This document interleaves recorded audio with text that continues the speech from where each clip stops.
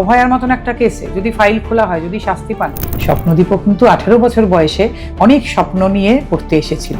অকথ্য অত্যাচার সহ্য করে তাকে মারা যেতে হয়েছে। চাইবো তার ফাইলটাও খোলা হোক।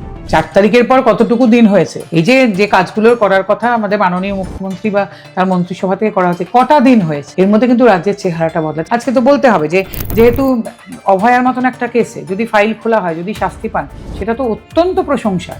কিন্তু সঙ্গে বলতে চাইবো, ঠিক তার আগের বছর 9th আগস্টে কিন্তু যাদবপুরে একটি ছেলে চলে গিয়েছিল, তার ফাইলটাও যেন খোলা হয়। আমাদের ডিমান্ড কিন্তু এইটুকু, মেয়েদের জন্য আইন আছে, প্রয়োজন, মেয়েদের সুরক্ষা প্রয়োজন। আমাদের একটাই বক্তব্য যে পুরুষ মানুষের এবং তাদের পরিবারের জন্যও ভাবা হোক। জানতে চাই তাদের কথা কি ভাবা হবে? এই যে সমস্ত সুরক্ষার আইন হচ্ছে আবার নতুন করে, তারা কি বিচার পাবেন গেলে? তাদের কথা কি থানায় থানায় শোনা হবে? তাদের কথা কি আবার নতুন গঠিত ওমেন্স কমিশনে গেলে হবে? তাদের চিঠি কি মর্যাদা পাবে? আজকে অভয়ার মা যেমন একজন নারী, তিনি আজকে বিধায়ক হয়ে এসেছেন জিতে, তিনি নিশ্চয়ই বিচার পান, চরম বিচার হোক। কিন্তু স্বপ্নদীপের মাও কিন্তু একজন নারী, স্বপ্নদীপের বাবা একজন পুরুষ।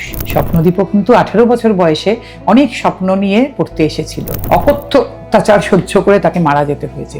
চাইবো তার ফাইলটাও খোলা হোক।